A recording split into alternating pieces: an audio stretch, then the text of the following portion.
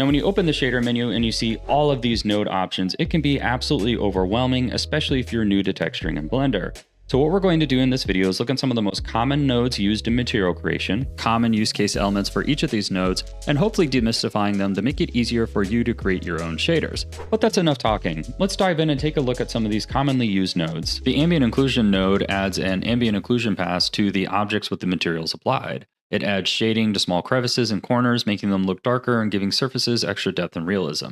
This is great for things, for example, like brick, where you want to darken the shadows in the crevices and bring a little bit more attention to the depth. Brightness and contrast adjust how light or dark your textures look with the brightness, or how strong the difference is between light and dark areas with the contrast. Hue, saturation, and value lets you shift the color and the hue, or make it more or less intense with saturation, and control how light and dark it appears overall with the value. Curves give you fine control over color and brightness by adjusting the curve here in the middle. It lets you brighten midtones, darken shadows, or tweak individual color channels here at the top. The mix node blends two inputs, usually colors, shaders, or textures, into one output.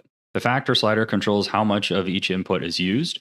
Factor 0 would be 100% of input A, factor 1 would be 100% of input B. Factor 0.5 would be a perfect blend between A and B. Think of it like layers in Photoshop. You're deciding how much of the top layer shows versus the bottom layer.